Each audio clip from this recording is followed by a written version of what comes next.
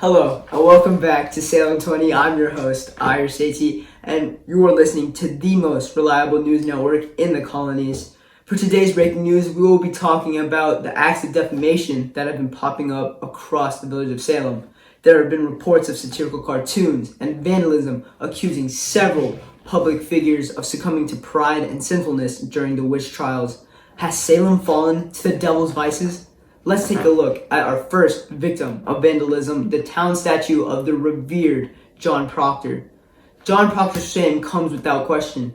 Although he was only a farmer, he was admired by many due to his strength and resistance towards the power struggles among Salem's wealthy and influential. He was martyred for his supposed dedication to a sin-free life without bearing false witness to others' witchcraft.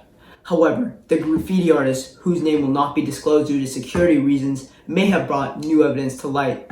The line, allegedly quoted from Proctor himself, spray-painted under the plaque statue, suggests that Proctor had knowledge of Abigail Williams' treachery and neglected to save the accused because doing so meant exposing his own lechery. Paired with Proctor's motivation to preserve his name when he quote-unquote confessed to witchcraft, this evidence begs the question of whether the town hero really lived up to his title. Next, we will go to Aarav for more. Thank you, Aayush, for that. The 17-year-old niece of Reverend Paris, Abigail Williams, is the subject of our next incident of graffiti. Prior to the witch hunts, Abigail and several other girls snuck out of their houses in order to perform a voodoo ritual during which Abigail drank chicken blood to try to fatally curse Elizabeth Proctor, the wife of her beloved John Proctor. Abigail knew she was breaking Puritan law and would be ostracized and threatened if ever caught. In order to avoid such consequences, she began to accuse innocent citizens to ensure that her name was good in the village. A quote from Abigail, provided by Betty Paris. In her pridefulness, Abigail threatened Salem's foundations, and her efforts to protect her reputation caused the deaths of 20 individuals and made people question their beliefs in Salem's leadership and even in God. In a community where justice revolves around unknowable acts of God or the devil, a fissure created by even the most minute distrust can widen into a chasm and swallow anyone caught in its wake in the blink of an eye. Let's pass the camera over to Aadhish. Thanks, Aarav. Moving on from outright vandalism, we now see a billboard that recently appeared on Salem's Route 666, ridiculing Deputy Judge Danforth through a propaganda-like cartoon. Danforth was a renowned judge similar to the colony's version of a Supreme Court justice and was respected as such in Salem, where he presided over the witch trials. Unlike that of the other prideful sinners in Salem at the time, Danforth's judgment was impaired by pride in the judicial system rather than pride in his own abilities, and he adhered strictly to the principles of a system that he wholly believed was just in its conclusions and absolute in its authority.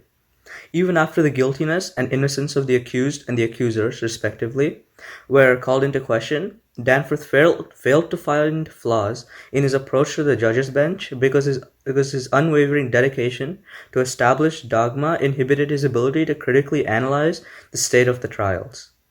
Inadvertently, Danforth chose incorrectly between the credibility of the courts and the credibility of the trials, so self-assured by blind pridefulness that he glossed over the obvious immorality of execution before introspection into the court system.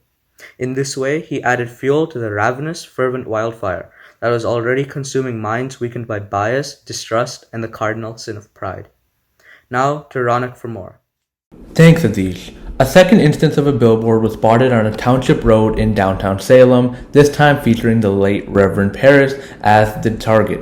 Uncle to Abigail Williams and minister of the local church, Paris was well respected in Salem, so much that his main goal during the witch trials was to protect his own name. Paris saw Abigail in the woods and suspected her of playing a part in Betty and Ruth's conditions, but he also knew any fall on Abigail's part would be exploited and turned against him prompting him to push the thought out of his mind and maintain a dismissive stance. The quote on the billboard revealed to us by Reverend Hale prior to his death a few years ago also exposed Paris for having coerced Proctor into falsely admitting to witchcraft, yet another instance where Paris's pride eclipsed his responsibility to Salem as a minister, a title intended to serve as an instrument of God, not of the devil. Let's go to Aryan for more. Finally, we have a mock-up real estate sign that cropped up in a Salem villager's front yard, satirizing wealthy landowner Ruth Putnam's elderly father, Thomas Putnam. The board illustrates a widely held belief that Putnam intentionally instigated the witch trials to secure more land for himself, an action which he seemingly perceived as compensation for the loss of the Putnam's legacy of peopling the province.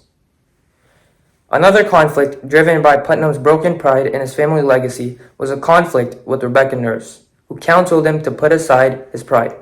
Instead, he accused Nurse of being a witch because he was so blinded by hubris and jealousy that he couldn't comprehend how extensively the lens through which he viewed the world was warped. While others added momentum to the destructive arc of Salem's witch trials, Putnam helped set the sledgehammer in motion to shatter friendships and families. Back to Aayush. Thanks, Aryan. What we have seen here today are 5 individuals who have lost sight of the Puritan path to God, were tainted by their sinful pride, and destroyed Salem's integrity and righteousness in the process. Innocent Puritans who have distanced themselves from such vices were ruthlessly killed, while those who violated the sanctity of our town by consorting with the devil walked free. One of the most important aspects of human nature, trust, was shattered, and the constructs of society that we have built up around this idea were crumbled to the ground. Furthermore, these acts have left us a legacy of distrust, but also one of repent and forgiveness to live alongside. Well, folks, that's all we have for you today, and we remind you to stay humble and virtuous. Once again, I'm your host, Aayush, and until next time on Salem20News.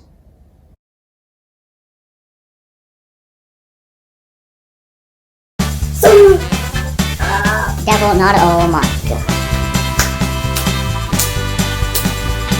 366.